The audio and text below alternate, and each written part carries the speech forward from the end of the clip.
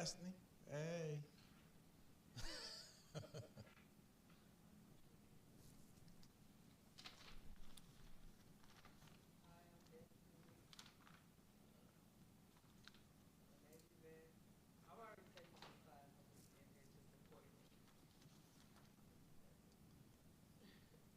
You ain't in here because you like it?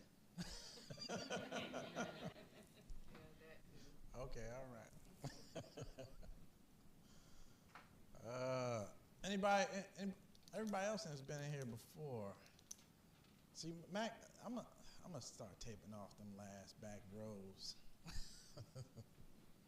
Especially, Mac, ain't you brand new? Come sit up here, Mac. Come on.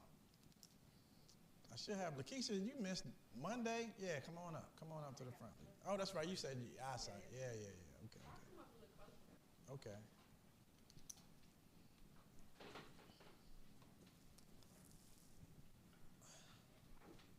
I said I'm gonna have to start. I wore some XSL this morning. I'm gonna change it to polo red tomorrow. See if that'll attract people closer to the front.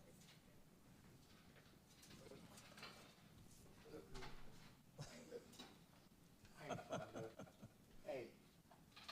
Oh, really? When you start moving. It just. Oh, okay. It just got dark. When you start moving. Mike Bravo, hold on. Come get this form, Mike Bravo. Or did you already fill? Did you? No. Thank you for coming in. Start moving. It's like they don't like us. So that's cool. So in certain spots. Yeah, it's like when you moved, I didn't like it. So, hey, gotta make sure it's cooking.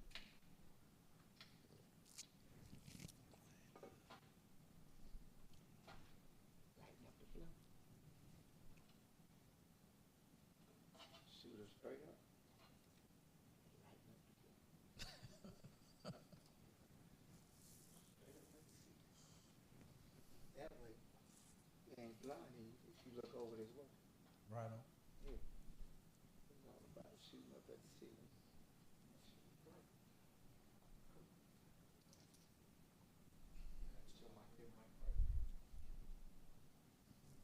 I got it on.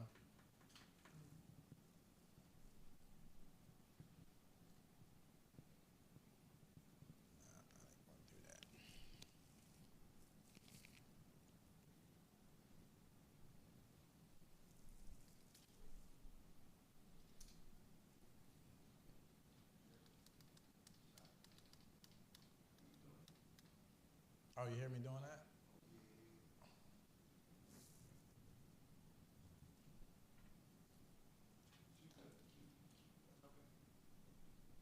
Coming in good, Director? Coming in good? All right. Today's topic is going to be mindset. So, before we dive into today's class, we like to do a little review of what happened Monday. So, I already asked, it seems like only 2 people prescribed the medicine I gave them to have energy in the morning. Looks like Leon only took it and Delana. Nobody else did water and exercise this morning? That's what I need to get. I'm going to give y'all a reminder. You got to do both. It's like, what? You see, 3 things the brain is designed to do. What was the 3 things the brain was designed to do?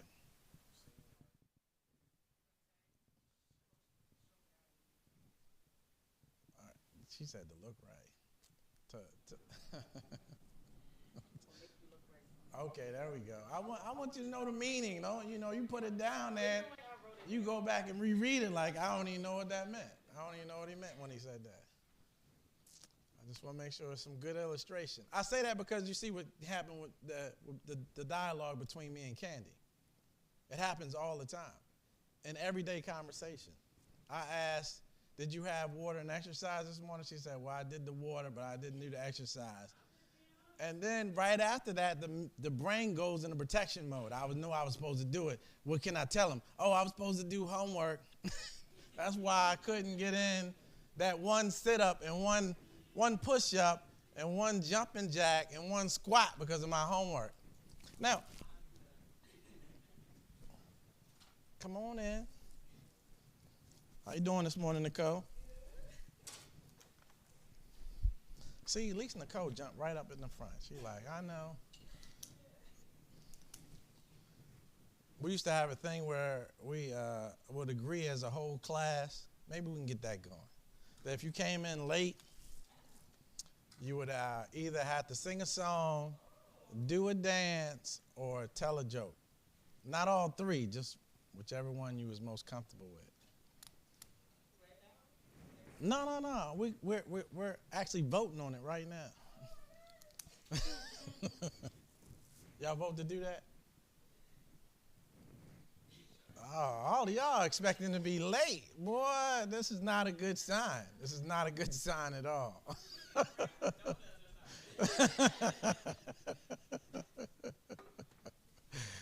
Oh, my goodness. Okay. That's going to be a tough one. All right, welcome, Carl. How you doing this morning? Excellent. So what was we talking about? We was talking about last class, water, exercise. I gave you 3 things that the brain was designed to do: protect you, show value, and ensure that you're right in every conversation that you get involved with.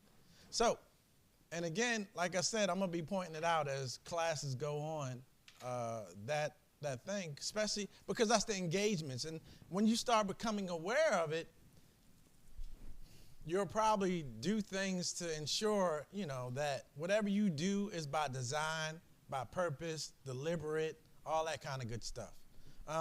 And the reason, why do you think the reason is, most of you guys didn't do water and exercise this morning? That's a good one. Wasn't important to you? What you got, Michael? Huh? No, that's not it at all. One push-up, one sit-up. As soon as you wake up, I don't know how much time it takes you to do that, but I'll give you at least 2 minutes on it. Get one of them out. 2 minutes. A whole 2. Right, exactly. It's not a part of your routine. It's not a habit. That's the point. It's not a habit. And how do you start new habits? Well, the best way to start a new habit is to attach it with a habit that already exists. So what I'm going to do when we go on break today is I'm going to get a piece of paper that has those instructions on it. And what I would like for you to do is when you get home, that's one thing you're going to have to remember. I might have to tie a string around your finger. Is when you get home, tape it to your mirror in your bathroom. Because it's most surely when you get up, that's already a habit that you already do every morning. As soon as you get up, you go straight to the bathroom. So when you see this posted on your mirror, you're going to be like, oh, yeah, that's right. We're supposed to be doing that drinking water and exercise thing. So, and that's mainly what it is. But I like what Leon said. Because he did it, he felt like it was important to him, so he incorporated it. But the mind, once you leave out of here, you're going to do 1,000 things after this. So more than likely, all of that stuff is going to push down anything that you got exposed to in here. All right, so any takeaways from last class that anyone would like to share, or that they left out of here and they was like, oh, that's pretty cool, it's interesting? Yes, Leon. What I took was, what I implemented from it was making sure that I take my break on the study. Okay. I read X amount of pages, and then I put everything down, and I'll play on my phone for like 15 minutes, and then get back into it, finish everything, go to my videos, put all that down, and then go to lunch and then finish. Excellent.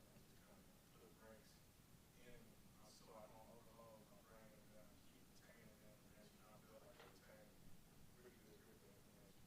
Nice. And that's something I would say that I loved about when I was, in the institution, was that they gave you studying and habits to kind of help maximize you out versus, hey, you're just a number in the audience, and, we're going to try to get you in here, and hopefully you'll get educated by the time it's all over.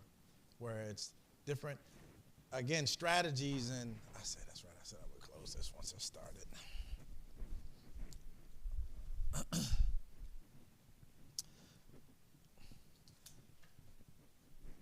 Different strategies and techniques to help you out where something didn't already exist.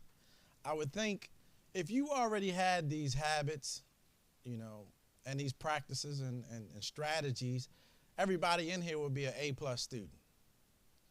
So the whole point of it is that you need to build up these habits, these strategies, so that whenever you tackle something like this, at least if you didn't have it before, the discipline, the habits, the strategies, now you have it. And if you start using it and implementing it, I think you'll see, some dramatic results. If you compare it to maybe your results that you were getting when you were in an institution and how you came out of it. So again, just some tools. Can't say that you didn't get them. Nobody ain't talked to you. Nobody ain't helped you out. Nobody ain't give you an idea about how to tackle, these new things that you guys have incorporated in your life. That's what it's all about. So that was 10 habits. That's why I'm like, man, how many? Man, I give somebody $20, they can rattle those 20 habits off the top of their head. The 10 habits that I gave them Monday off the top of their head. 7? Oh. This 20 pay. I'm glad that you're negotiating. Well, ain't nobody else is even thinking about raising that. At least you're negotiating. You're like, get a little bit of money out of this. So that's the whole point of writing it also down. Because, again, it's not the fact that you're not capable. You have it. The whole thing is the brain is overloaded every day with other information that you deem is more important.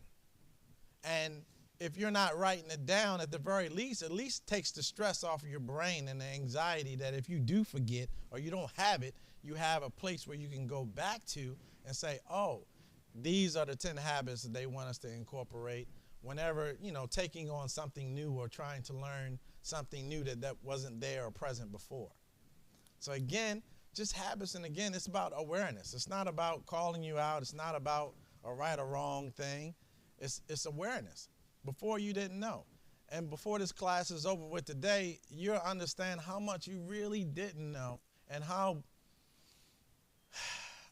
family patterns and habits and traditions and culture can actually hold you down and hold you back. And not only that, hold down the next generation of your family. Sons, daughters, nieces, whoever you come in contact with that, look up to you for influence or just guidance on how to accomplish, things in life. So today, being it the mindset and so in the spirit of what I said, that this was going to be a back and forth interaction, and I like to know what you guys think. Just to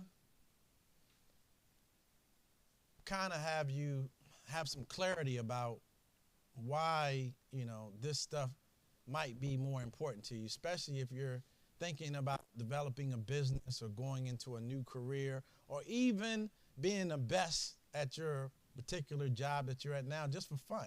So understand, when you're done with all these classes,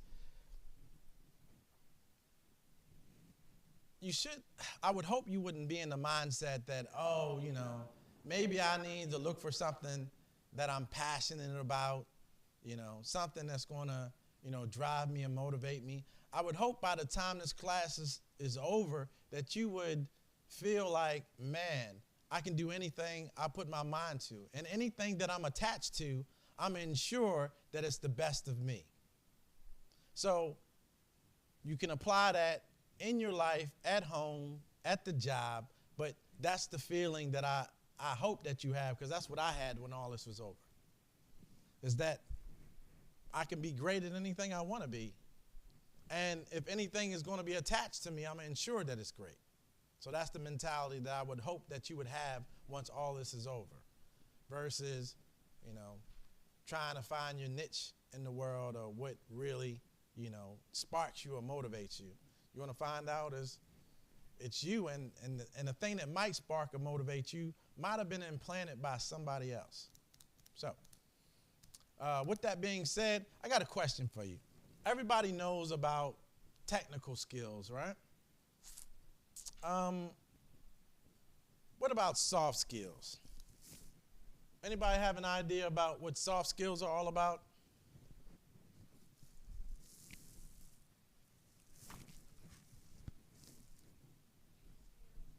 people skills. Soft skills, your ability to communicate with other people effectively. How well do you communicate with your bosses? How well do you communicate with your peers? How well do you communicate to your subordinates? How well do you communicate with your customers, if you have any? So my question is to you right now, and again, I'm going to put out the disclaimer. No such thing as right or wrong. I'm just curious about your perspective on this question that I have for you, okay?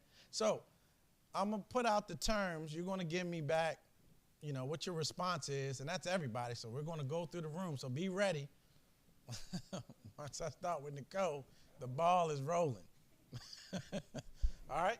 Simple question, though. Again, it shouldn't be no stress because I said there's no right or wrong. All right? Soft skills as compared to technical skills. Let's say right now that it's 50-50. 50 technical, 50 soft. In your experience of being out there, working, interacting with people, what do you think is more important to have, soft skills or technical skills? If you feel like soft skills are way more, valuable than technical skills, then you're going to say 60-40, 70-30, 80-20, 90-10, however far you want to push the envelope that way. If you feel like technical skills are way better to have than soft skills, then you're tilted that way. 60-40, 70-30, 80-20, 90-10. Remember, soft skills is your ability to be able to communicate effectively. Technical skills is how well do you perform your job, your task, whatever it may be. How great are you at that? All right? Everybody with me? All right. I ain't overloading nobody. Yes.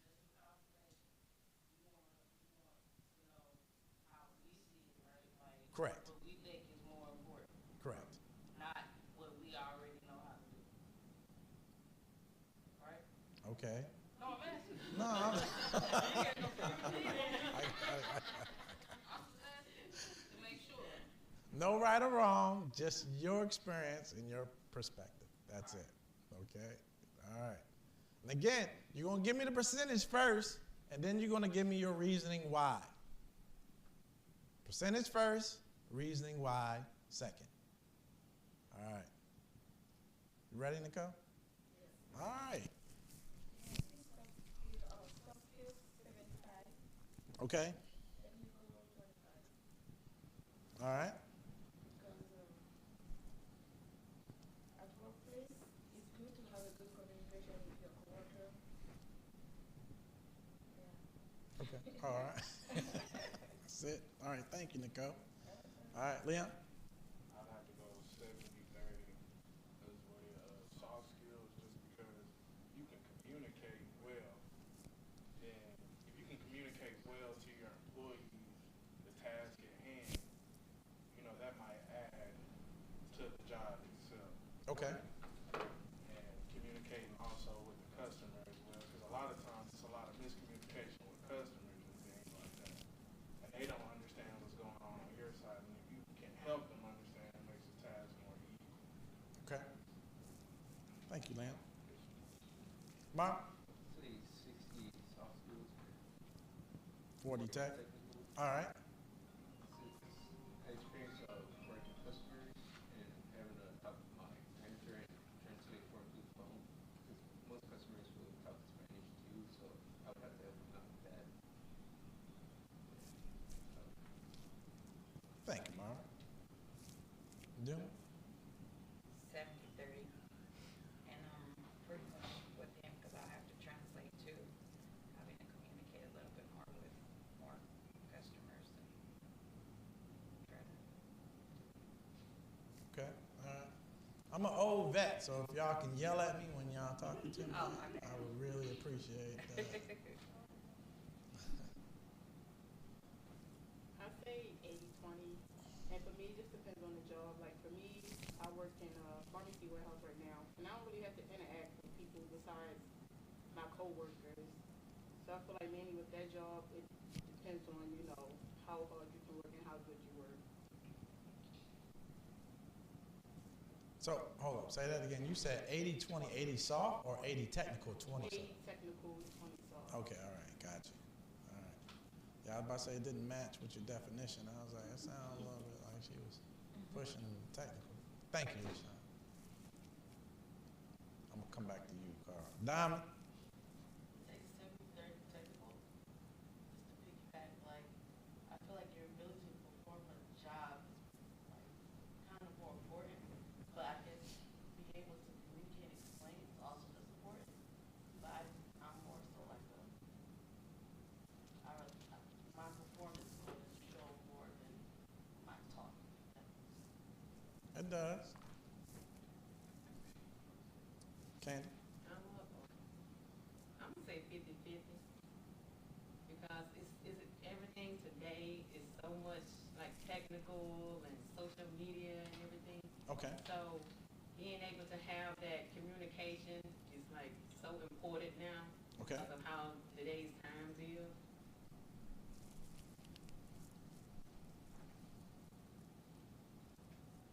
Thank you. Keisha. I go with 50-50 as well because I think having that balance will give you 100% on your job. Okay. Joshua. No? Monica. I think soft skills would be maybe 80-90, and tech skills would be. Well, if you go 80 soft, then it's going to be 20 technical. So you're saying that soft skills are more valuable than technical. Could be half and half, 50-50. All right, so you're going 50-50 too. Yeah. Okay. And that's depending on the job that you have, because you can have a job that's out front where you have to work with customers. That's your 50. Okay. And then you could be behind the scenes, working as an IT person. And most IT people, they're behind the scenes, so they don't get to really interact with the public face to face. It's more on the phone, troubleshooting. So. Okay. All right. Archie. Kind of agree somewhat with Monica. 50-50. It kind of depends on the nature of what you do. Okay. In some positions, there is not a level of, it's not really that impactful. You got to be able to communicate, because communication has a lot of components. Non-verbal, verbal, that helps you be able to be understood. Okay. So I would say it kind of depends on somewhat of the job. The foundation is you got to be able to communicate. But in some jobs, your communication may be more technical, depending on how you're able to do your job. So it just depends somewhat. But if I had to say, I would say maybe 70-30. 70 toward. None. Communication. Okay. Soft. Okay. And 30 toward tech. Gotcha. Right. Thank you.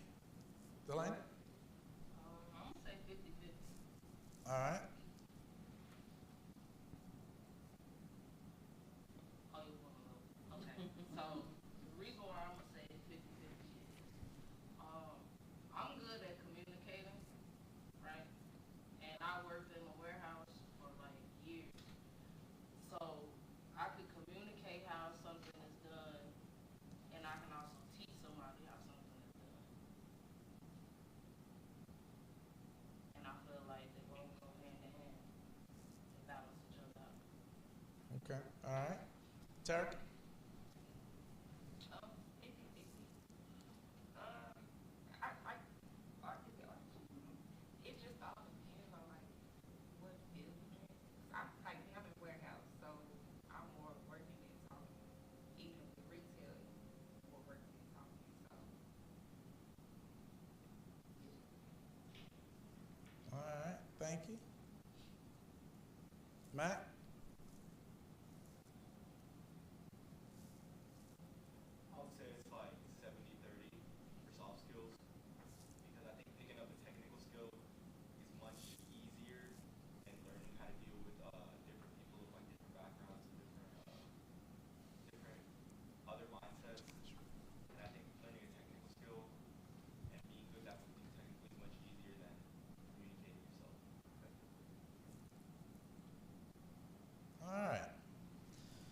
thank you all for that.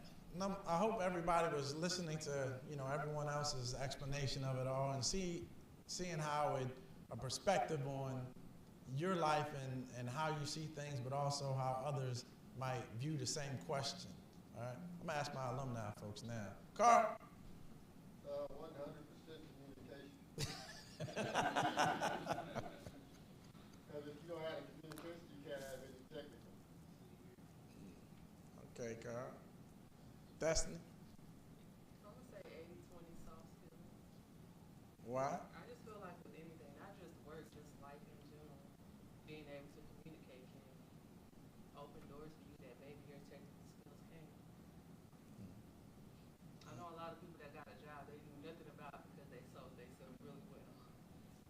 And then once they got on a job, they learned the technical part. Gotcha. Thank you. Raina? Yeah, I agree 100%. Oh, what'd she say? Soft skills. What? Oh, okay. You going 80-20 too? No, I'm going 100. Oh, that was Carl. Huh? Carl said 100. She said 80-20. No, I'm going. Okay. What are you asking? Sorry. Percentages, which one do you think is more important to have? Soft In skills? my experience, soft skills 100%. I've been hired before without not knowing anything about the job, just like talking to a person, they like my attitude, how I was communicating, and they hired me. And everything else, they basically train you. Almost every job trains you. So if they like you enough, if you're kind, if you know how to communicate, if you're open, and you're open to learning, they'll hire you without no technical. Not all the time, but it will happen. Okay. Thank you. Mike?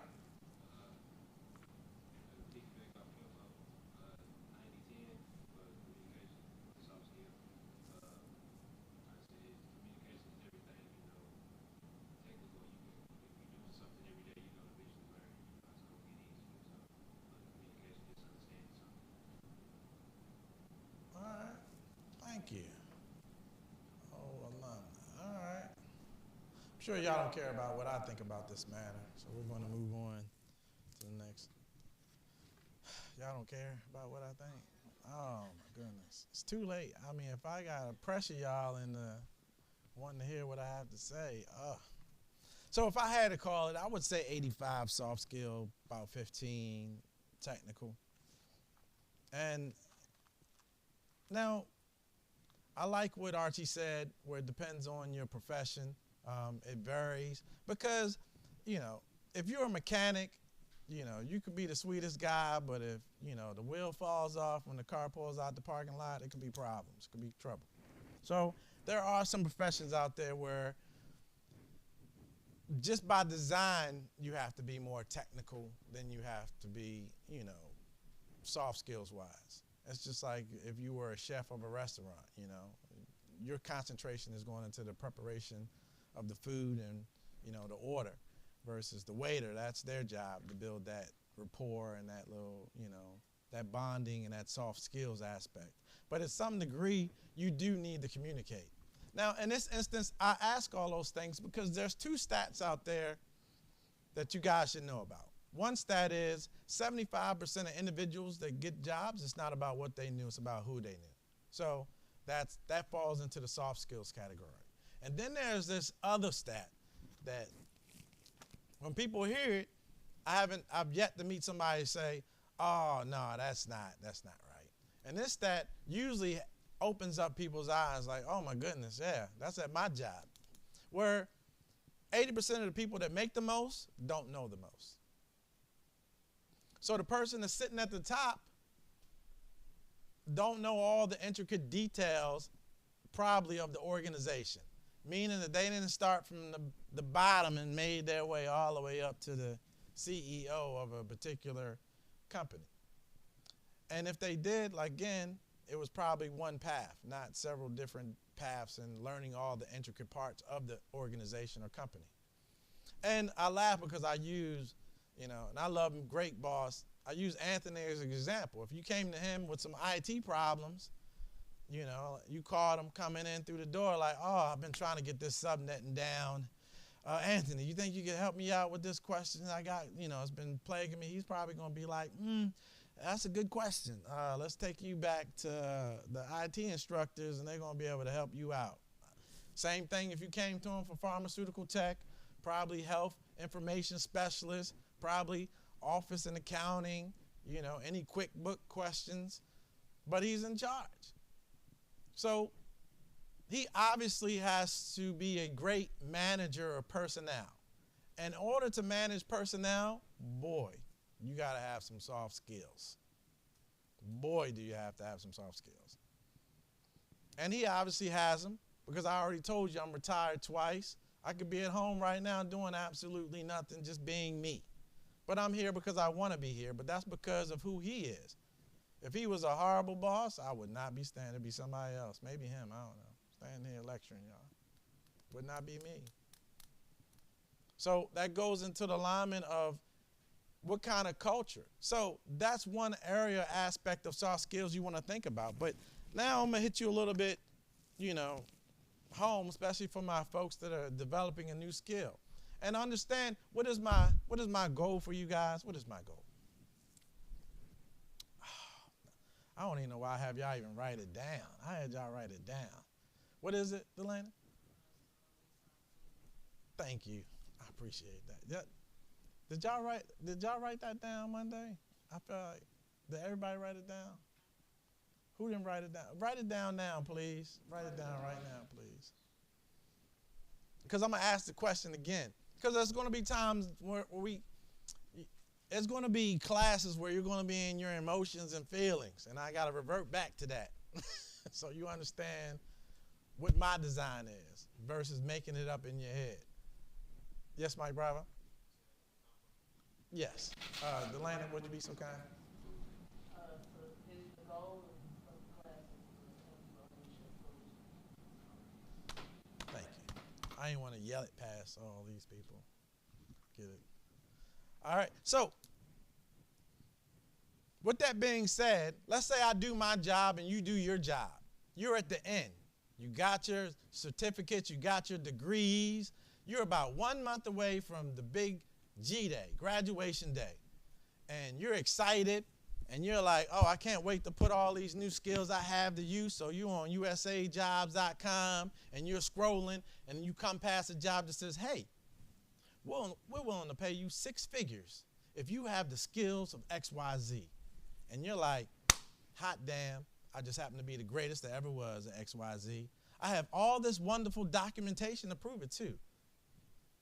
Are you able to go into said organization, drop your stuff off at the front desk and like, I heard y'all was looking for me, like, where's my office at? Are you able to do that? What you got to do first?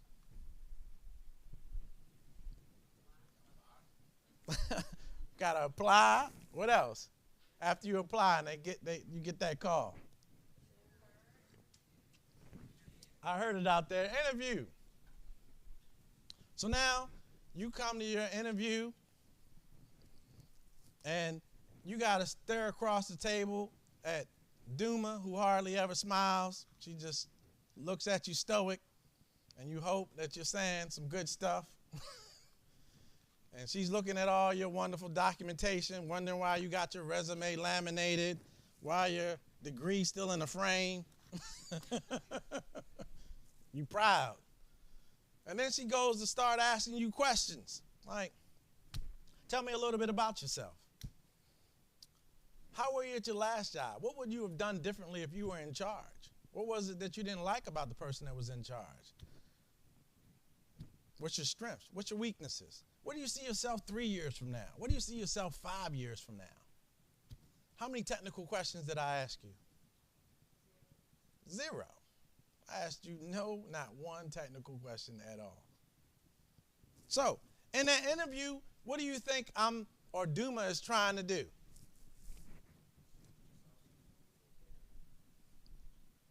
There we go. I heard it. Say it louder, Mike. She's trying to find out if she like you.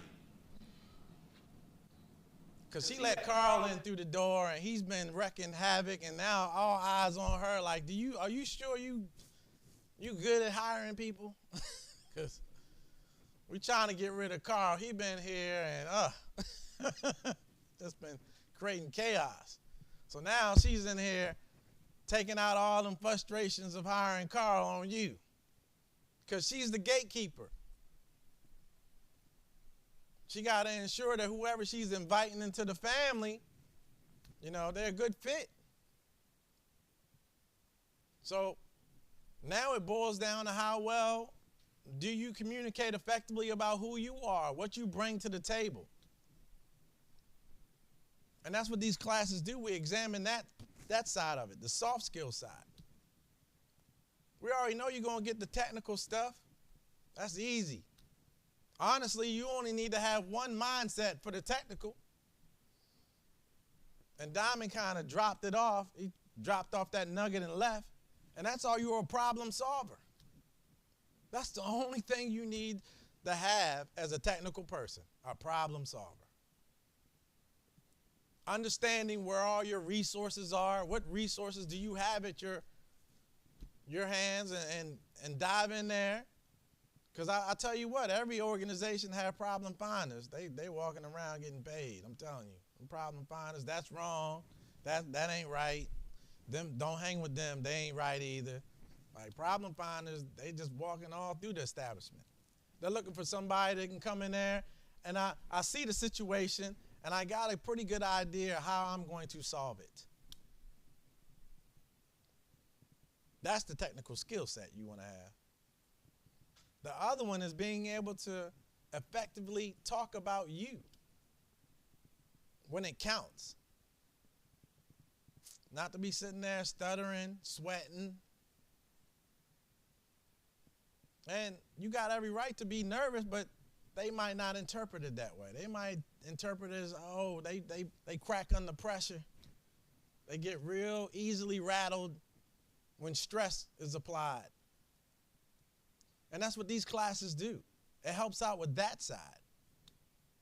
Just does. So if you implement all these things that you're going to get exposed to, in the end, easy sailing. Easy. And I say this not to be,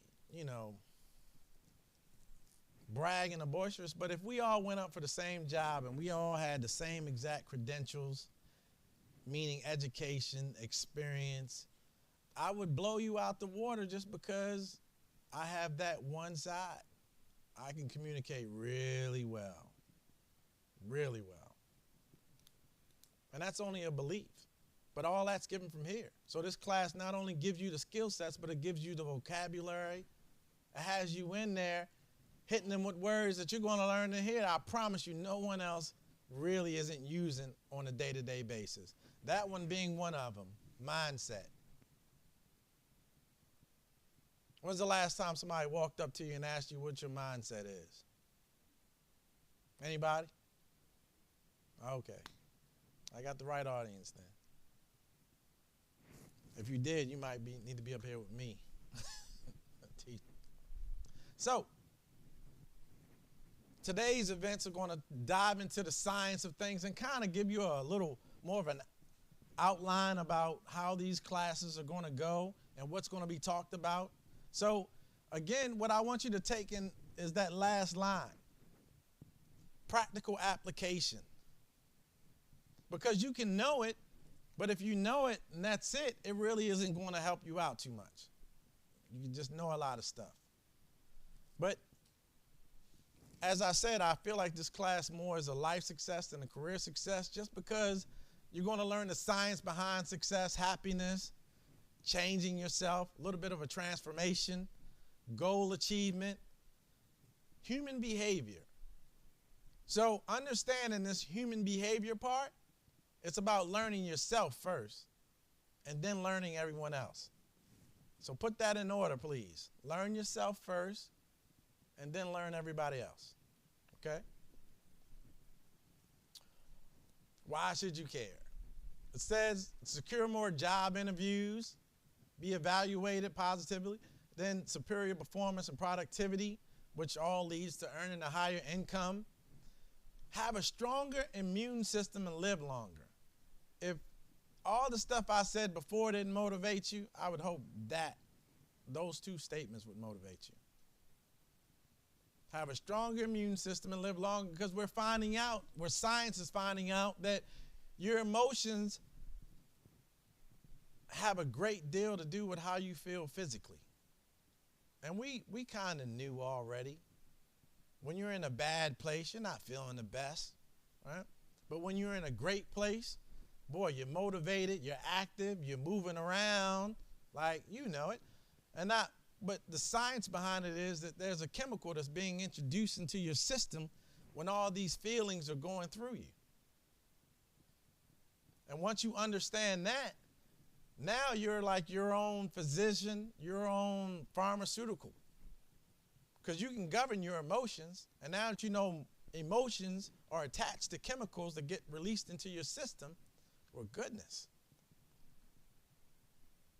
Now you can control how you feel on a day-to-day basis. Everybody still right? All right.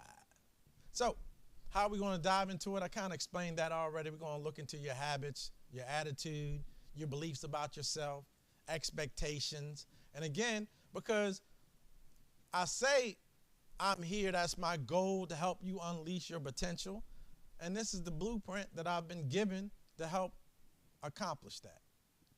So again, you might feel like you're using your potential, but you're probably using about this much. And by the time you're done, if you implement everything, you should be using about that much. Obviously, 8 sessions, went over that. If you miss one, call, let us know.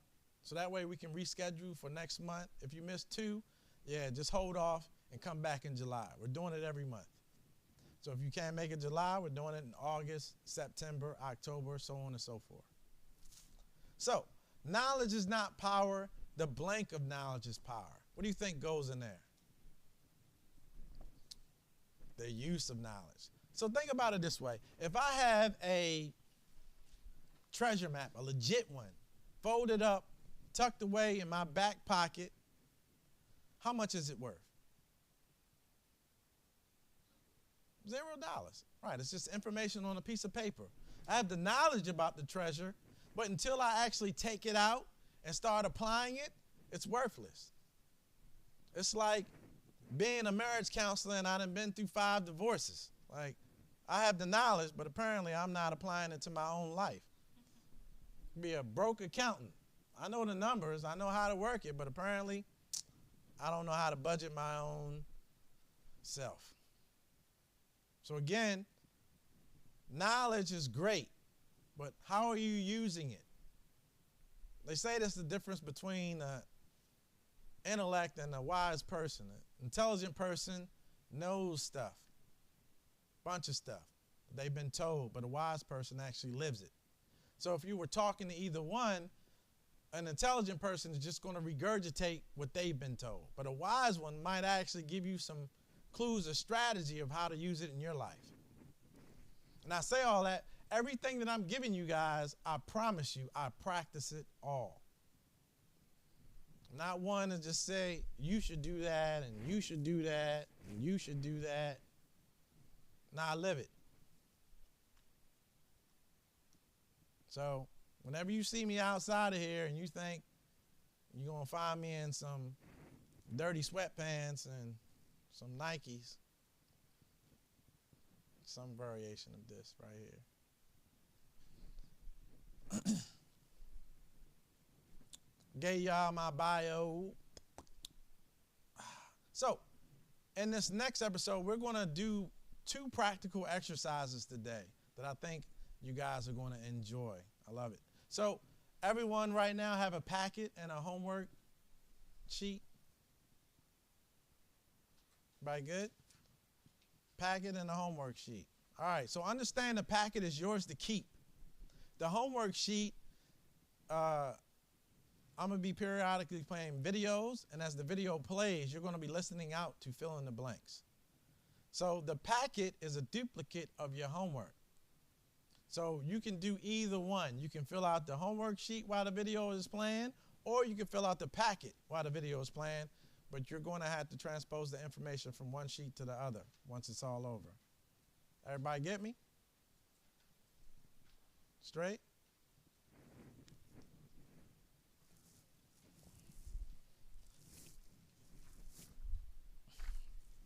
Thank you. All right. So,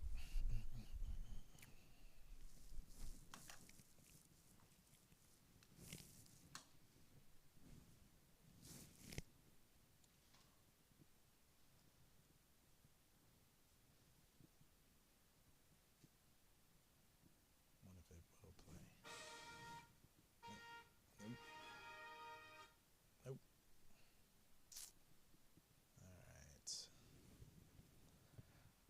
Yeah, I thought I was being slick with it.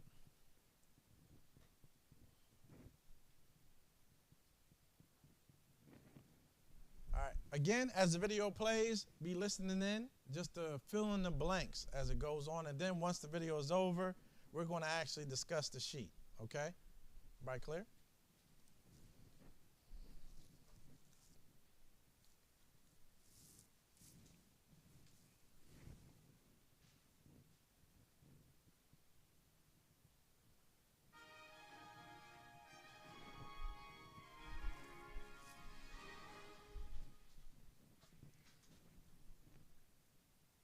We all have dreams for our future. Perhaps we want a leadership position at a top company, a rewarding job in the healthcare or tech industries, or to own our own business one day. Having a dream isn't difficult. What's challenging is knowing how to turn that dream into a reality.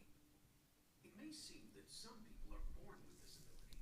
Whether they want to make the soccer team, lose weight, or change careers, they seem to simply set their minds to it, and they make it happen. Experts would say these individuals have grit, or the ability to stick with a goal, regardless of obstacles, until it is achieved.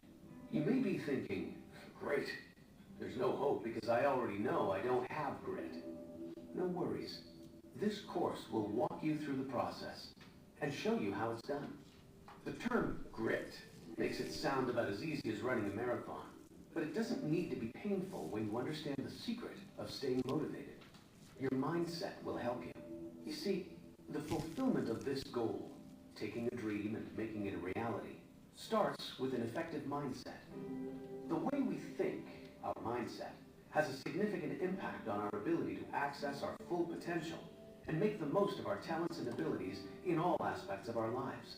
In order to release our potential, we want to be deliberate and intentional in how we think and manage what goes on in our minds, in order to make our goals into realities.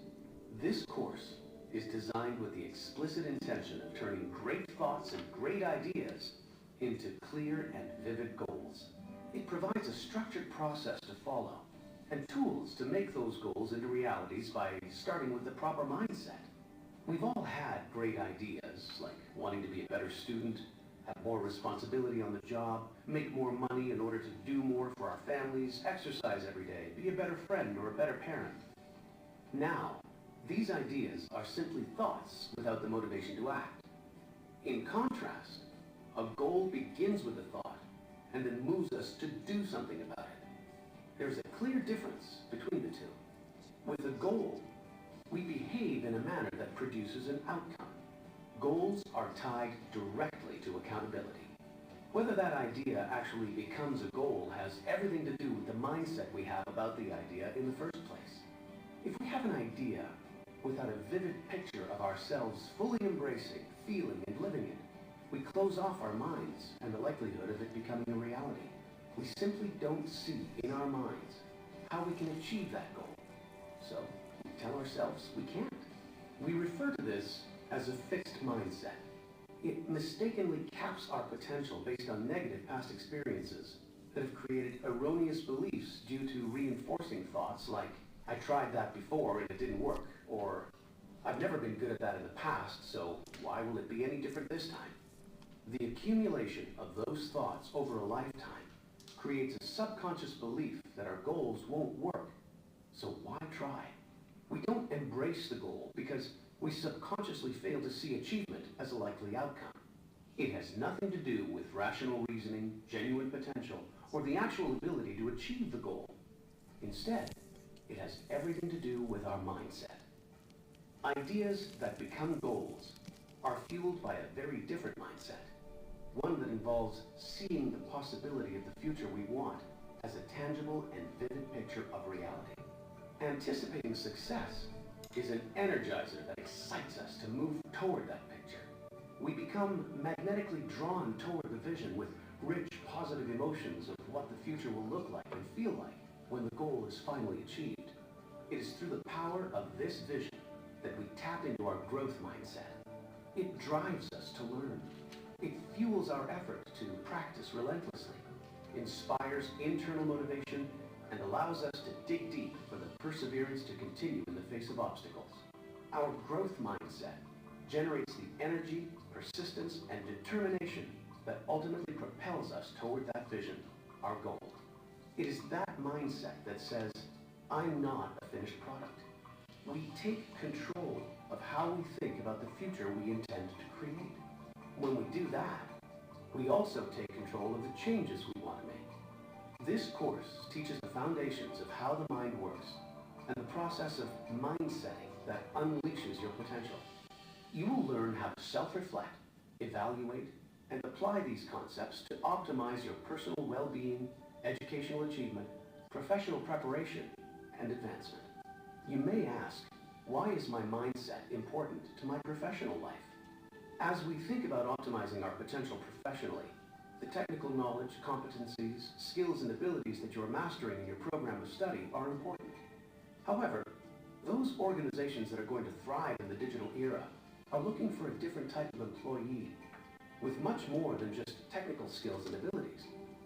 They want professionals who are continually learning, growing, and adapting. They want professionals who are focused on the future, striving towards goals and consistently achieving them.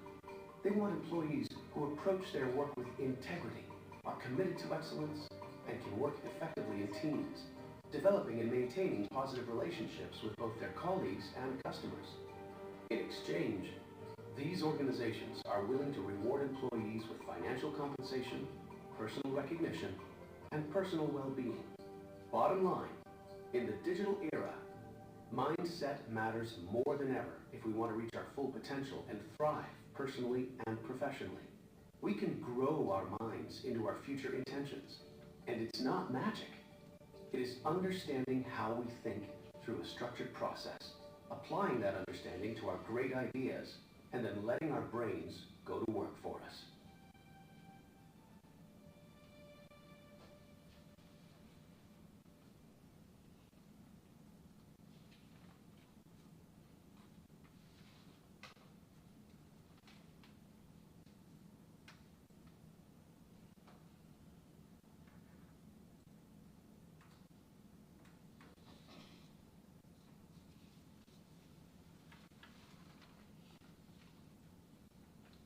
All right.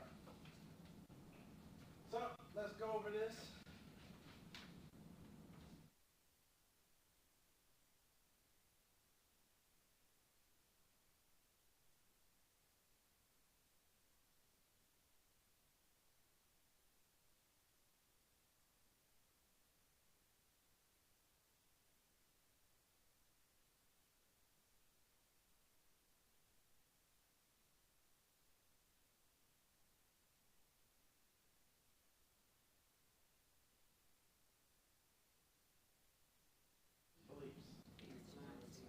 Fixed mindset. So, we're going to pause right there. Fixed mindset. Anyone want to give maybe a different illustration of fixed mindset other than the one that's put up here?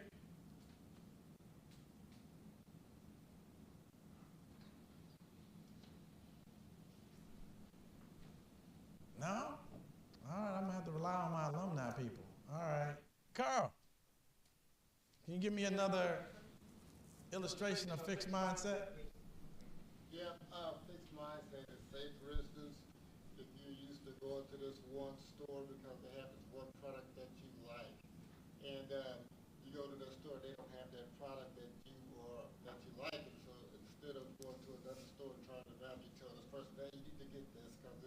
where I would get it from. Okay. All right. Very nice. What about you, Delaney?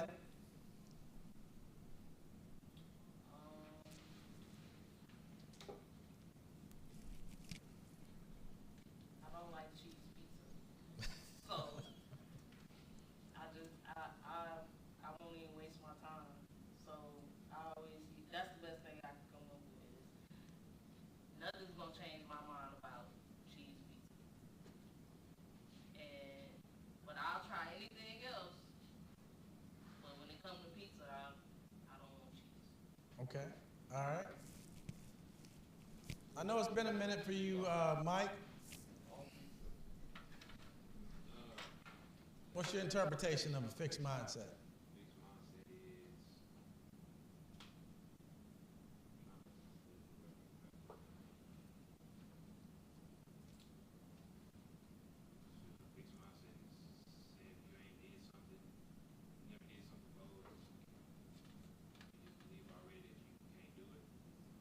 Oh, very nice.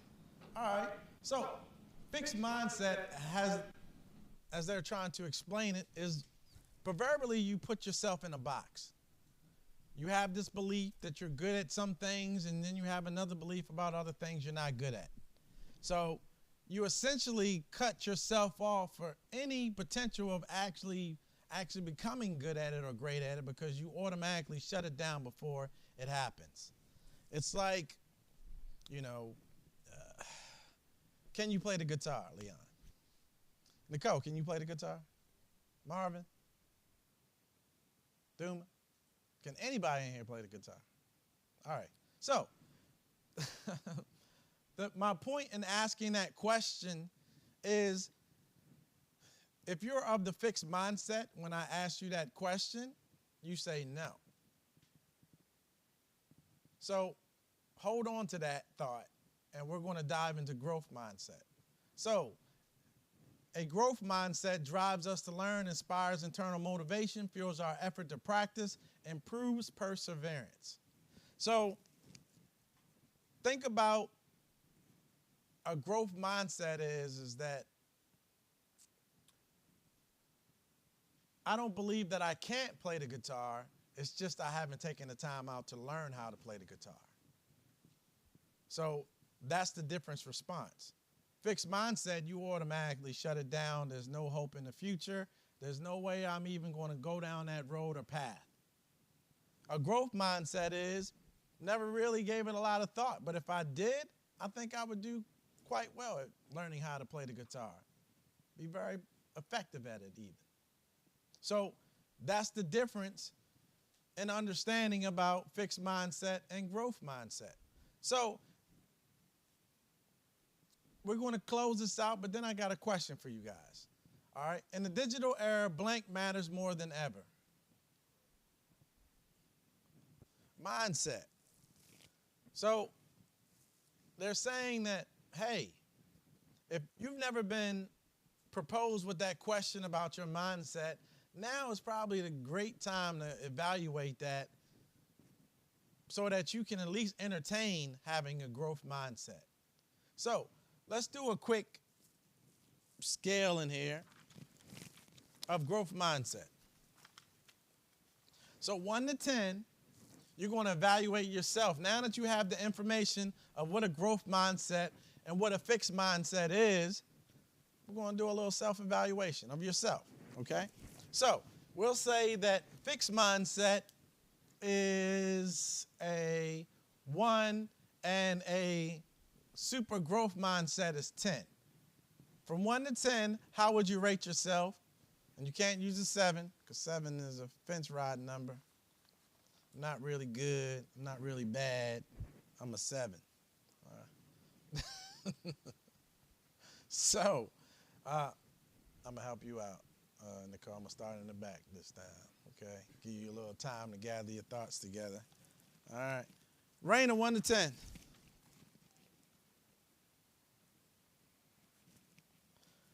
Mike Bravo. These are some big numbers. Archie.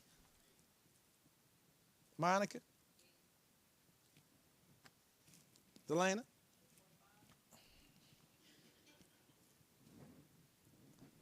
Terica? That's what I said. Okay, let me do 7.5.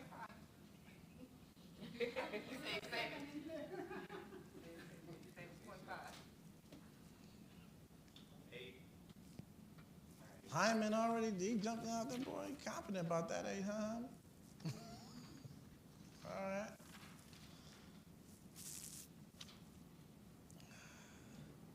Destiny? You sure? I was kind of a quiet 9. Usually 9s I feel like a little louder, but all right, Carl. 4.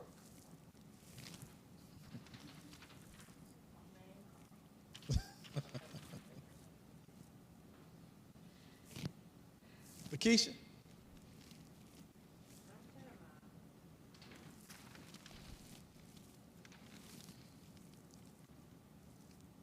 Candy? Diamond? LaShawn? This is towards the growth mindset. The higher number, fixed mindset is the lower number. And again, it's not a good or bad thing, it's a gauge. So don't think about it as, oh, if I'm fixed mindset. Oh, no, I already know. I Bad. myself about a 4. All right, good stuff. Duma? About a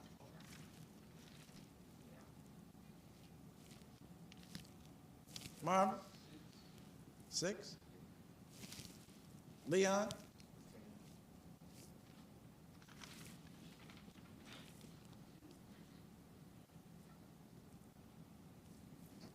Nicole? All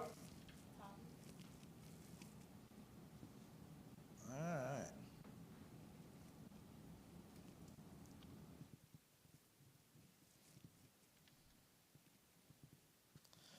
Thank y'all.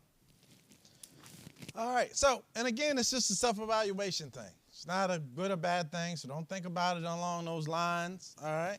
So, we're going to talk about qualities. If you were to hire someone, what quality would you want in them?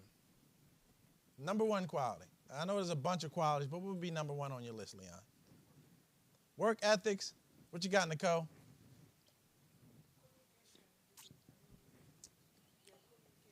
All right. Thank you. What? No, don't put that on yourself. Marvin?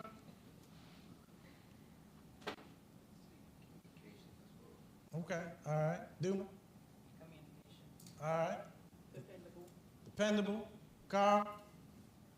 Ability to complete the job. Excellent. What? Excellent. Excellent. Excellent. I don't know if that's a good quality we can gauge on, but we'll take it. Destiny?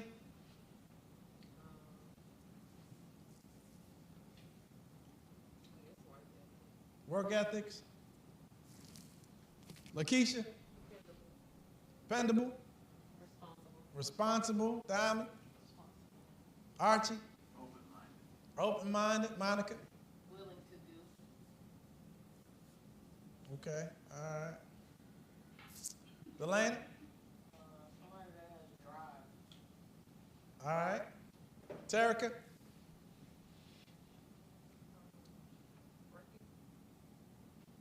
Hyman? Consistency. Micah? What if they were consistently late? I'm teasing. I understand. Michael? Discipline. Raina? Good attitude. All right. So, just to prove my point a little bit further, you don't even care about technical skills. Just thought I'd throw that out there.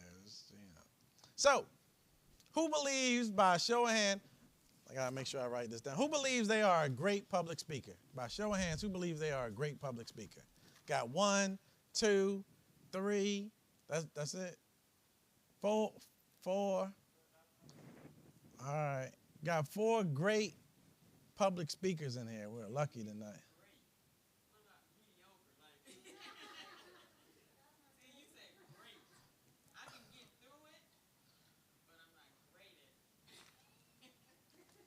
right. Who believes they are a mediocre public speaker? Well, there's only 2 people. 3. Okay, Hyman was like, okay, I'll take mediocre for 100, Edward. All right, so by show of hands, who would like to become a better public speaker?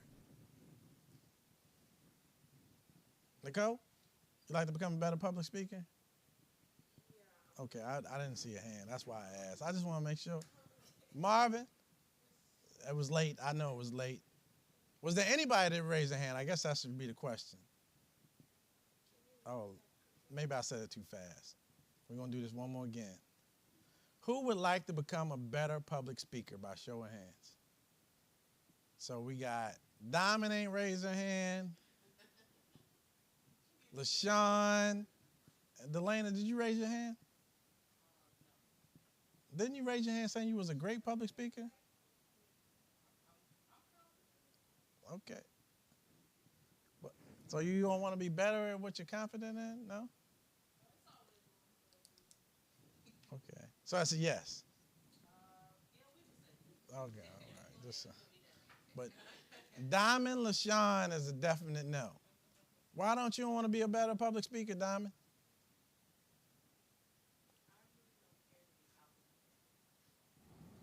Kind of like you are right now? I like to be in the back. You ain't in the back, though. You're like in the middle row.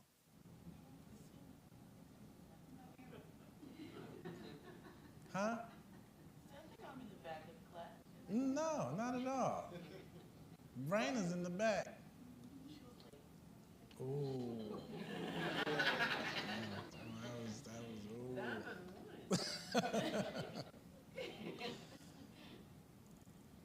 LaShawn, no?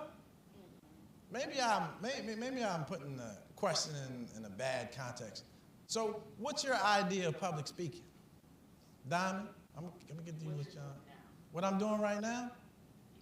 We're just talking now. We're just having a conversation in the public.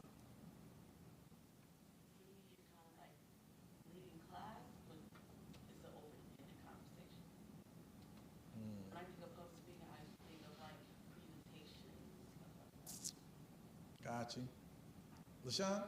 It's like speaking to a group of people. I had social anxiety, so. What? Who diagnosed you with social anxiety? You diagnosed yourself? So when I get around a lot of people, it's like I just want to. Are you usually good with diagnosis?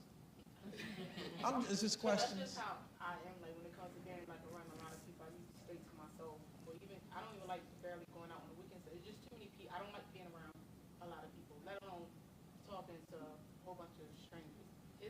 Are they stinky or ugly? Like what's going on? No, that's just how I have to get comfortable with people in order to be open and see that like.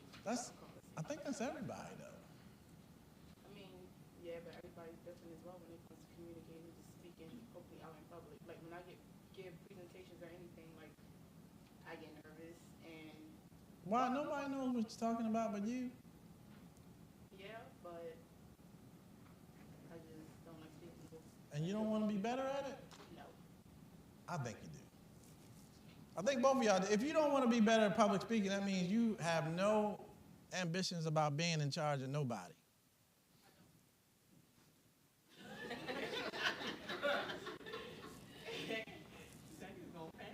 I almost did. I almost fainted when she said that. I almost fainted. Diamond, you don't want to be in charge of nobody? Do y'all got kids? She got kids? What the? But To other grown adults, it's like you can tell them what to do. They're not going to listen, and then you got to hold yourself accountable. Like as a manager, I have a bad attitude when it comes to people. And I worked at customer service for 3 years, and I just learned I'm not a people's person, so I don't want to be in charge of people. I don't believe that at all. But to say you don't like people is to say you don't like yourself, because you are a people. Yeah, but you got to deal with different personalities and everything else, and other people's attitudes. What if you develop a skill to be able to manipulate other people? I mean, that'd be great. Then you want to public speak then. Or be better at it. It's the same thing. I think y'all have it thinking that it's this kind of forum. But public speaking is anything outside your bedroom is public speaking. So whether you're talking to your kids, your family members, co-workers, strangers you've met outside of your bedroom, it's public speaking. Okay, well, I guess if you break it down like that, but for me, my definition of public speaking is to a big group of people or a crowd of people or doing a presentation. That's my definition of public speaking. Well, but you were just doing it right now. How you feel right now? Feel good? I mean, you sounded confident. She protected her voice, right? Very passionate about what it was she was talking about, you know? I think you'd be good at it. I mean, but you had to uncross your arms every now and then. You got to make a connection with the crowd. You can't be up here all day, you know, trying to make your point. They're going to look at you like, why is she yelling at me? Or scolding me. So, it's your lucky day. I've allotted some time aside that if you want to practice on your public speaking, it's all voluntary. I'm not twisting no arm. It's not, you won't get a 0, nothing like that. This is all voluntary. If you want to take 2 minutes, that's all. 2 minutes max, 1 minute bare minimum, to talk about anything you want, anything at least that you're passionate about. You can talk about not liking people, anything you want to talk about up here for 2 minutes. That's it.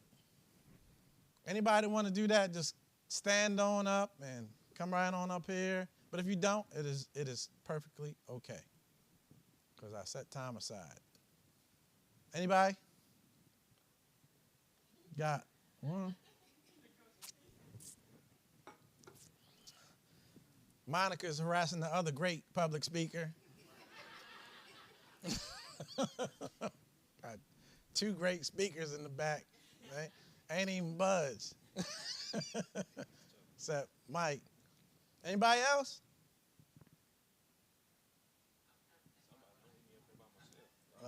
It's all good. You said you were what, sir? On Growth Mindset? Yes, sir. What was your number? 9 to 10. Oh, I'm sorry. The 1 out of 10? Yeah, 10. 10. Yeah. Okay, all right. I'll certify that. You're certified 10. Thank you. Everybody else, you need to subtract about 5 numbers. No, -5. Oh, you say, oh, it'd be -1. Oh, okay. Because you started out. If you started out on the low end, I'll let that stand. If you started out that you were above or below a 5, if you were below a 5, you can keep your number. But if you were above 5, you got to subtract it. So think about what we just talked about as far as fixed and growth mindset. What were the criteria of growth mindset? Yeah, opening your mind up to venture out in something and at least be great at it. And again, you know, of course I set y'all up with the questioning. This is something I asked y'all, did y'all want to be better public speakers? And everybody, except for 2, but I got them to come around and see the importance of it. So understand that this is just awareness, to have you understand that sometimes opportunities come before you, but if you don't have belief in yourself, you're gonna sit still. So when that opportunity comes, it passes right on by. And again, this is just awareness. It's not a good or bad thing. It's just to have you understand the idea of what fixed mindset is. Because your brain is designed to do what? Protect you. So the minute you feel a little bit nervous, a little anxiety, you know, your body's like, don't you dare move. Don't you dare. Your stomach start rumbling a little bit, like, oh.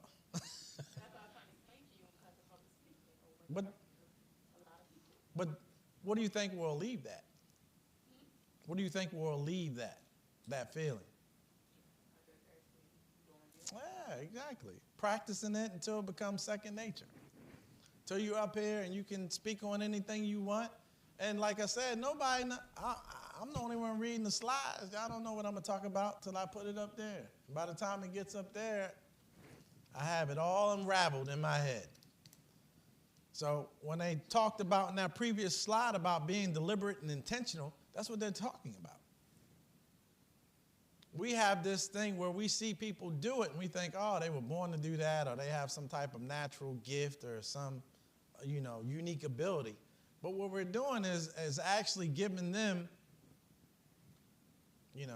kudos or credit to keep us from not doing it. So we make them great to make ourselves less great at it, or give us ourselves an excuse of not to actually go out there and give it an old college try. And again, this is just awareness. That's all. That's all this is all about, is awareness. To have you understand.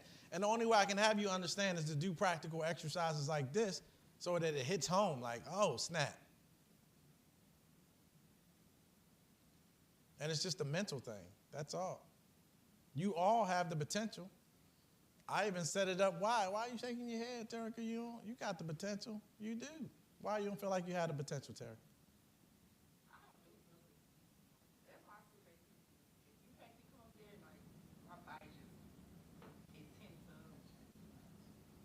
I start sweating. Probably will come up here and maybe, You think you'd do? I can't breathe. If you walked up here 10 times, you saying those same symptoms would happen?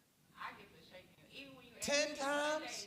to stand up, I was like, I don't like, it's just standing up. I can talk you sitting down in a bathtub. That's what I was gonna ask you, like, can we do the public speaking sitting down? I can do it sitting down, but you asked me to get up in front of a lot of people. I can do it, it's just, Are you invisible when y'all sitting down? I'm confused. I think y'all. like, if you look at all the eyes. What is that third thing the brain is designed to do? Yeah, exactly. Protect you and make you seem right. I understand it's the truth, but I don't want that to be your guys' truth. There's not a lot of difference in it. And if anything, when you're speaking, you want to connect with your audience, whoever it may be. I don't care if it's one-on-one, one-on-two, one-on-three, or a classroom environment. When speaking, you want to connect to your audience. And to connect to your audience, you're going to have to make eye contact.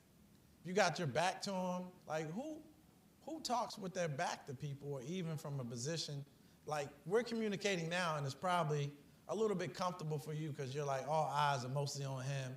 Maybe one or two people might be looking at me. But if you were to do your speaking from where you are now, you think everybody would be looking away from you or down at their paper? No, the eyes would be on you. The only difference is where you're at.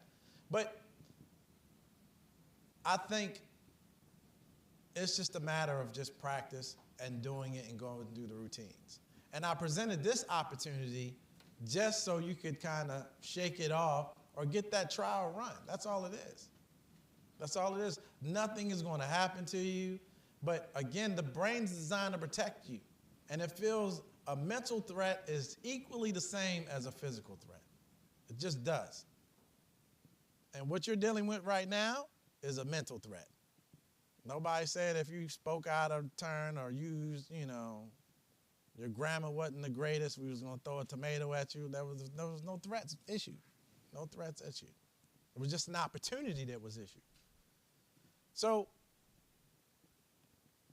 it's about understanding about that belief aspect of it. And I think the more that you dive into this and you are more readily to take yourself proverbially out of that box, hey, some great stuff is going to happen for you. As long as you stay in the box, whatever you got right now, that's what it's going to be. That's just my prediction. That's just my belief. Might not necessarily be true, but based on my experience of what I've seen and the transformation that people have done leaving out of here and going out there, like it's been a whole lot different. And it's just about being understanding. It's about being a little bit of a chameleon. Understanding that you could be different, at least understanding the differences that are out there versus the one that you choose to take stand on. And I want to say that belief of whatever it may be, whatever it is, that you got it from somebody. If I stood in your network long enough, those words that you ladies said, I know someone is repeating the same thing. whether it be your mom, your dad, whoever you look up to, whoever you validate. Because I promise you, as a little kid, you had no type of social anxiety. Just did not. Didn't know what the word meant. Now you're using these big fancy words, self-diagnosing and stuff. So that's where you are right now. Just be careful what you diagnose yourself with. That's all I'm saying. That's all I'm asking, okay? So thank you, Mike B. Coming up. What was you going to talk about? I'm just curious.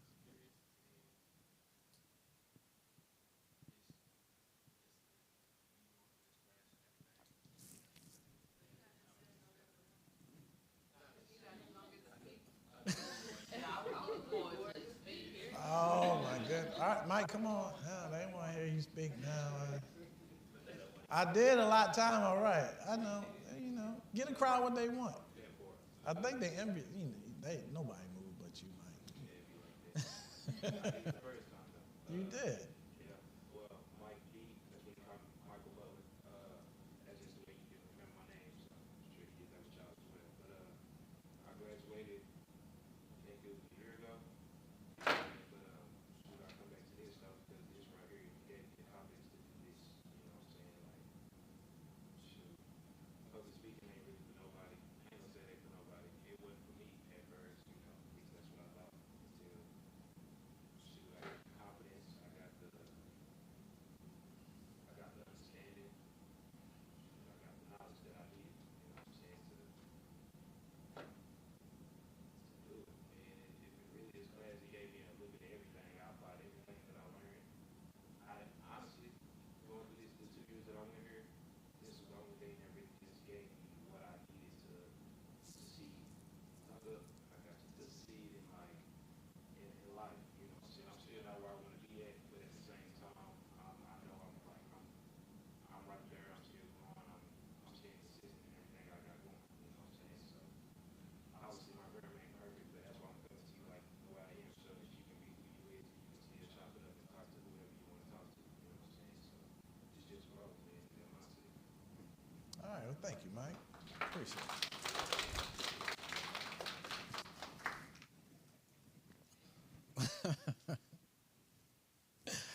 All right, so again, the whole class and purpose of it is, yes. It's kind of the bus. You harassed the other great speaker, man. Okay, let me make it really quick. No, you got it. Go for it. Well, I'm Monica. I'm a registered nurse and on my way to nurse practitioning.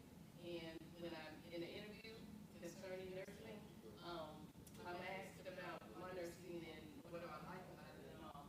And I tell them that nursing is not my job. Nursing is not my career. I was created this way. I love what I do. I love my doctors. I love my other nurses. I'm a people person. I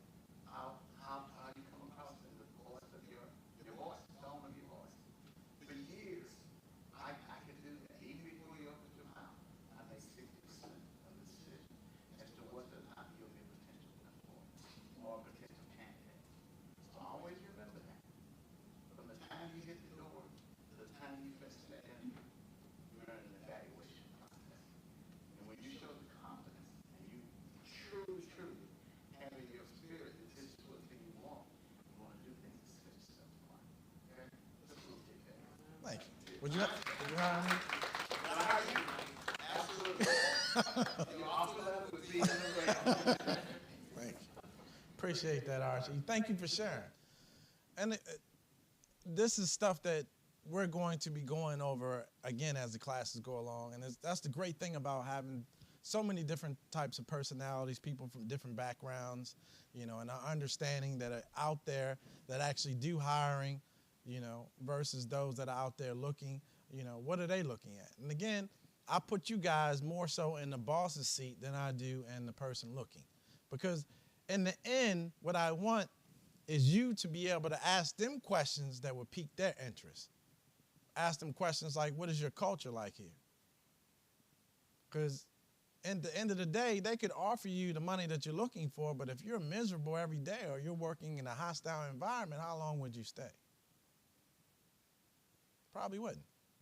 You'd probably be willing to take, you know, what you needed to survive and be in a great culture, at least one that you could thrive, you could grow, you know, there's opportunity to move up, all that kind of good stuff, versus just jumping into a place just because they're offering some decent money. So, again, it's just the mindset and how we're going to go over. So y'all ready for the next exercise? This next exercise is one to my heart. Like, I've used this. It's been the finale of all exercises. People have walked away and talked about this for, I don't know, how long have you been talking about it, Delana? 2 months. Months. So, all right, y'all ready? So first of all, how many people are in here are parents? By show of hands, who are parents? Oh, y'all should be paying close attention here. This, boy, you should be, I hope y'all note taking. I don't know if you've been writing as the class been going along, but this is the perfect time. If you're a parent, if you're have intentions of being a parent, you want to listen up, or you deal with nieces, nephews, all that kind of good stuff. It's just a good opportunity and a good time to take or get a good perspective on stuff that we go through on a daily basis and some cultures and practices that have been passed down from generation to generation. All right? So y'all ready? So this is the scenario, okay? The scenario is you are a parent, all right? I done made everybody in here a parent. The ones that especially aren't parents. Who are the ones that don't have kids? Raise your hand if you don't have kids yet. 1, 2, 3, 4, 5, 6, 7. Okay, all right. All right, so this is the scenario. You have a son. They're in the 4th grade. They're coming home with the very first report card of the year. On that report card, there are 3 A's, a C, and 2 failing grades. You as a parent, what are you going to do about that situation? So, we'll start from the front, work our way back.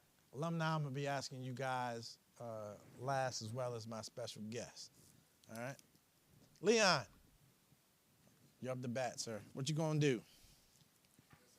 And again, no, didn't mean to cut you off. No judgment, all right? This is no judgment zone. Whatever you do, you do. Your parenting style. Again, it's just all perspectives, okay? Go ahead, Leon. You going to do what? I was trying to see what's going on in those family classes and what's going on in the class you said that you had to see as well. Right, correct. I was trying to see what, from him, what's going on, what is it that you're not understanding? And then I would probably have to make an appointment with the teacher and talk to them about it as well. And then see what I can do for my child to make that better for him. See what I'm not doing or what I could be doing to, rectify that whole situation. Got you. Thank you, Leon. Nicole, what you doing? Yeah, I look at the subject first. So which subject the kids fail first? And then I will talk to the kids to see why and how, where the person, she's not understanding. And then we go through that, from that. Got you. Thank you. Marvin? I would talk about which topics they're failing on. Uh-huh. See what we can do to help make them better, either at home or talk with the school. See how we could improve those Got you. All right. Doom? Well, because I had a son that had those issues, so we actually would sit down, talk to the teacher, see if he could stay behind on class, after school, and talk to the teacher, see if he could get some extra credit and get a little bit more tutoring in for those subjects. All right. LaShawn? I probably would ask him, like, what's going on, why you probably failing these classes. And I probably ask the teacher, what exactly is he doing in class. But I think I would take the knowledge that I have pertaining to them subjects and try to help him at home. But then if I can't, because everybody learns differently, even for me, like, stuff had to be explained out to me, like, directly, like, on paper rather than seeing it on the screen. So if he learns differently than what the teacher is teaching, I might get him, a tutor to help him out pertaining to those subjects. Got you. Thank you. Diamond? Like everyone else said, talk to them, see if, depending on what, the grades are, like the subject, if I'm strong suit in that subject, maybe if I have the time, or will make the time to help them. Is it difficult for them to learn? Is something not their strong suit? And if it's not, try to find a way to help them improve their lack. Got you. Thank you, Diamond. Candy? Since it's like a first report card, I would, give them time to, get the grade up or whatever it is. I wouldn't get upset. Because with my daughter, from the time she was in kindergarten all the way up, pretty much when she was in high school, I always work with my daughter. And I know how she can learn, and I know, what she can do. So I would just give, time to show improvement or whatever it is. And I have to, take the next step to go and talk to the school. That's what I would do. All right. Lakeisha? Well, first of all, I would get his mindset of how he feel about those grades and what he's liking in achieving better, and seeing if he needs tutoring and start working with the teacher to see what I can do to help get those grades up. And whatever's causing him not to be focused, and the mindset that he gives, the answer that he gives me off of what I asked him about his mindset, I would take it from there, evaluate to see what I need to do as a parent to help him get to achieve that grade. I felt like there was a whooping in that tone. This is what I felt. You had me flash back to some childhood stuff.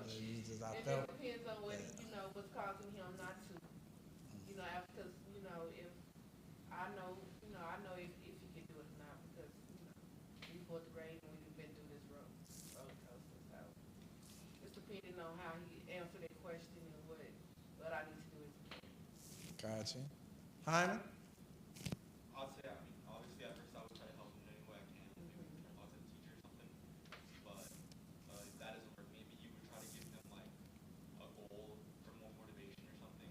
Maybe you could tell him like, if you get all A's or if you get a good grade, I'll give you something or we'll do something later. And try to motivate them to do it themselves. All right. Bribery. Okay. Tarek? So I'm gonna take my daughter's situation with math. So she's been failing math. So I always start with the teacher, ask her, do she have any extra, math problems she can do at home? Because it's not all on the teacher, the parents got help too. And so I either go out and go get like a math book for her, that way she can practice at home, and I limit her phone time, computer time, TV time, all of that. So I communicate with her teacher and also help her out. The math. Got it. Punishment. All right. All right. I think I done ran through. All right. Now it's time for my guests and my alumni. Very curious. All right. Archie? I guess first thing I do is try to be educated as to the objective of the class, to see what we're trying to achieve. Second thing, I investigate with the child, with the teacher, as to what some of the barriers may be and why they're not doing well. And after doing that, I'm going to initiate to say what the child has to do, and then what can I assist the teacher to do.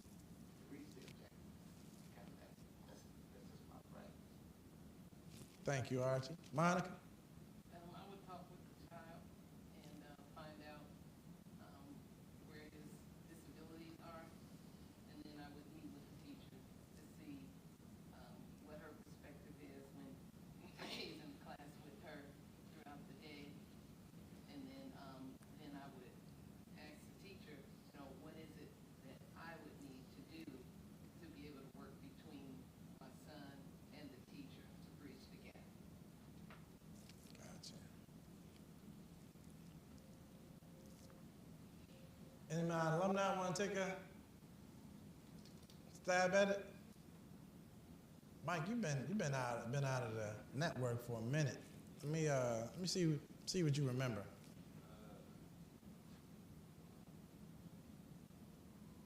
I probably, what I would do is ask them what exactly. Okay, let me say this. I know, I know, but I'm trying to, Can I tell you my before and after? Oh, hold on. I do want you to share your story, but Mike is.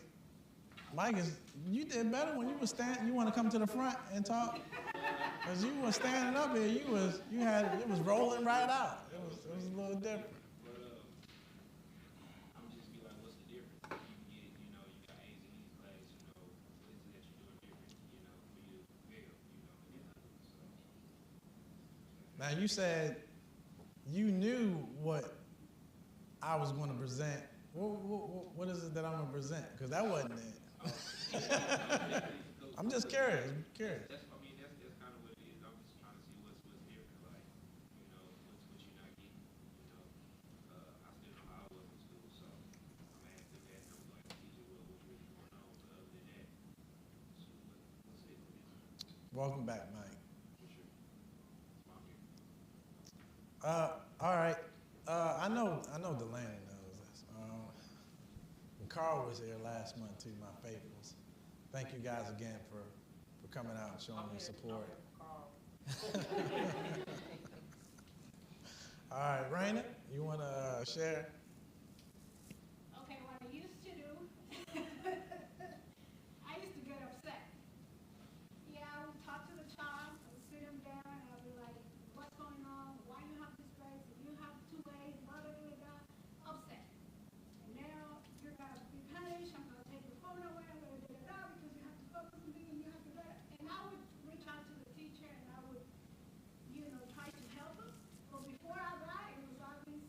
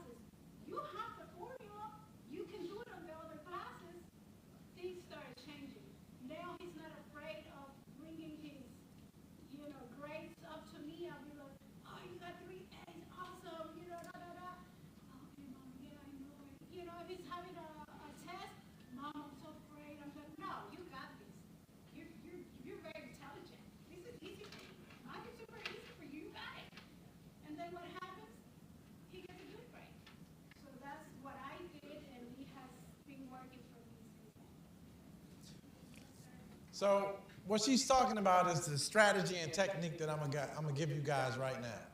So she talked about her version. So as I was going through all of this stuff and learning about fixed mindset, growth mindset, I started branching out and learning other strategies, especially when it's dealing with psychology, and psychology especially in children. And I begun to understand that the way we do things, we've been conditioned and cultured and programmed to kind of put harsh judgment on one another. And that's actually like a family, cultural, traditional thing that gets passed down from generation to generation. So in my learning and teachings, I was just like, I fell upon this strategy that blew my mind.